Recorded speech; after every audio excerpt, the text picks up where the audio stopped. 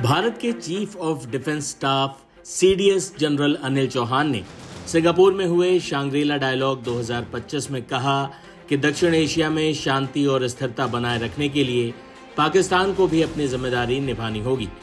उन्होंने ये भी कहा कि इस क्षेत्र में बढ़ती परेशानियों के लिए पाकिस्तान ही जिम्मेदार। सीडीएस अनिल चौहान ने ऑपरेशन सिंदूर पर क्या कहा, सुनिए। भारत ने ऑपरेशन सिंदूर इसलिए किया क्योंकि बर्दाश्त की हद पार हो चुकी थी। पिछले 2 दशकों से पाकिस्तान की तरफ से जारी आतंकवाद से बड़ी संख्या में भारतीय नागरिक और सैनिकों की जानें गईं। भारत ने आतंकवाद के खिलाफ नई लक्ष्मण रेखा खींच दी है। उम्मीद है कि पाकिस्तान इस टकराव से सीख लेकर आतंकवाद को लेकर अपनी नीति बदलेगा। ऑपरेशन सिंदूर के दौरान भारत ने स्वदेशी हथियारों और मित्र देशों के हथियारों का उपयोग करते हुए पाकिस्तान में 300 किलोमीटर दूर तक गहरा आक्रमण किया।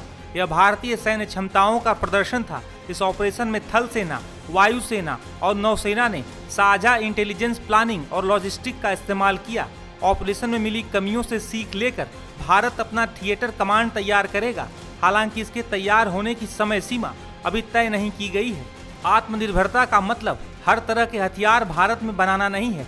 रक्षा क्षेत्र में आत्मनिर्भरता के लिए भारत को मित्र देशों के साथ साझेदारी की जरूरत होगी। वहीं पाकिस्तान के भारत के 6 विमान गिराने के दावे पर भी सीडीएस अनिल चौहान ने अपनी बात रखी। उन्होंने कहा, जरूरी ये नहीं है कि कितने जेट गिराए गए, बल्कि यह देखना जरूरी है कि वो क्यों गिरे। हमने अपनी गलती पहचानी, उसे सुधारा और 2 दिन के अंदर फिर से सभी विमान उड़ाए और लंबी दूरी पर सटीक निशाने लगाए। पाकिस्तान का 6 भारतीय लड़ाकू विमान गिराने का दावा बिल्कुल झूठ है। हालांकि सीडीएस अनिल चौहान के बयान के बाद देश की मुख्य विपक्षी पार्टी कांग्रेस ने सियासी हमला भी बोल दिया। सुनिए क्या बोले कांग्रेस प्रवक्ता Pawan Khera. Chief of defence staff के बाद कांग्रेस एक बार फिर हमलावर है। मल्लिकार्जुन खड़गे साहब ने देश को गुमराह करने का आरोप सीधे सीधे केंद्र सरकार पर लगाया और पार्लियामेंट सेशन डिमांड की। बिल्कुल सही बात है। अरसे से कांग्रेस पार्टी लगातार ये मांग कर रही है कि एक विशेष सत्र बुलाया जाएगा। 1962 के युद्ध के दौरान बुलाया जा सकता था, अब युद्ध के अंत में भी नहीं बुलाया जा रहा। ये बड़ी हैरानी की बात है। अब सवाल रोज नए उठ रहे हैं। डोनाल्ड ट्रंप का एक बहुत बड़ा सवाल है, सीज फायर किन शर्तों पे हुआ, ये और बड़ा सवाल है। क्यों अचानक सीज फायर वो भी घोषित अमेरिका से हुआ, अमेरिकी राष्ट्रपति द्वारा हुआ, ये बहुत चिंता का विषय है। और अब चीफ ऑफ डिफेंस स्टाफ ने खुद हांगकांग में ये बोला है, सिंगापुर में ये बोला है कि हमारे जहाज गिरे।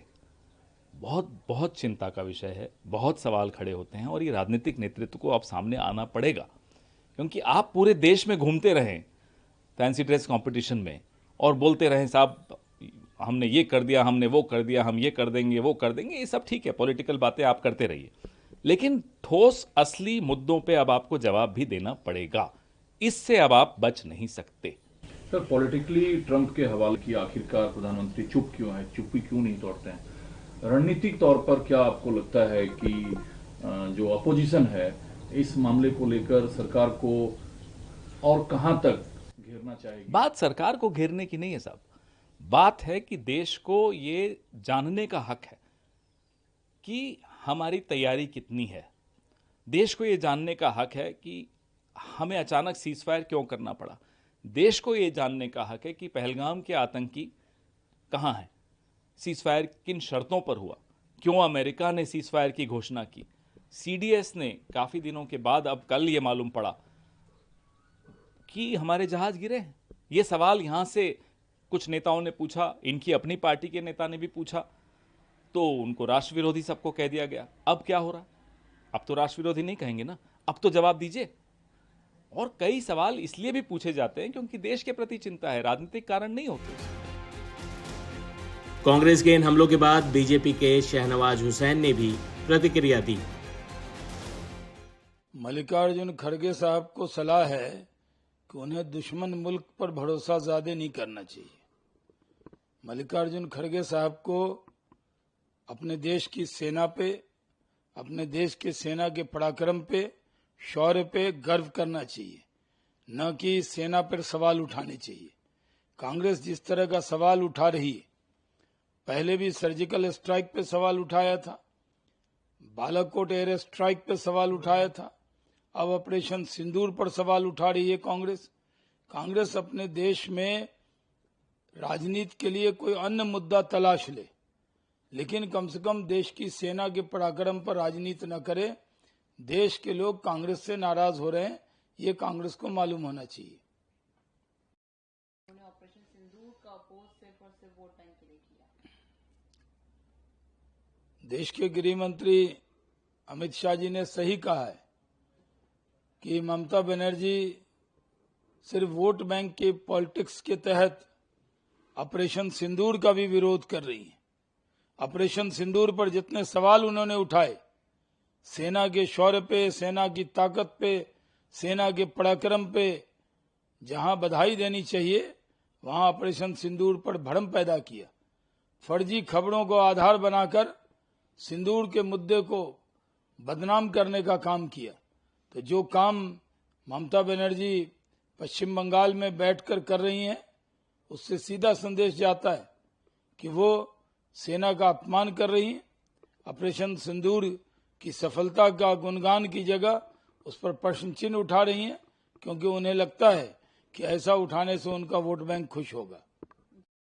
वो खत्म होने वाला है भारतीय जनता पार्टी 2026 में। देखिए, देश के गृह मंत्री अमित शाह जी ने सही कहा है कि 26 में दीदी की विदाई तय है। दीदी बोरिया बिस्तर बांधना शुरू करो।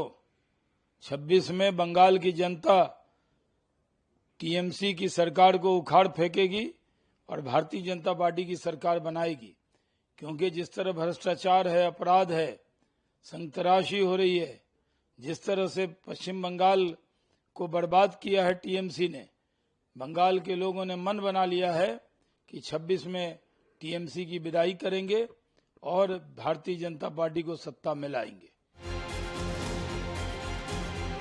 राजनीति तो अपनी जगह चलती रहेगी, लेकिन सीडीएस अनिल चौहान ने साफ कर दिया है कि अगर पाकिस्तान से पूर्ण युद्ध हुआ तो पाकिस्तान की ऐसी हालत होगी कि वो उठकर अपने पैरों पर कभी खड़ा भी नहीं हो पाएगा।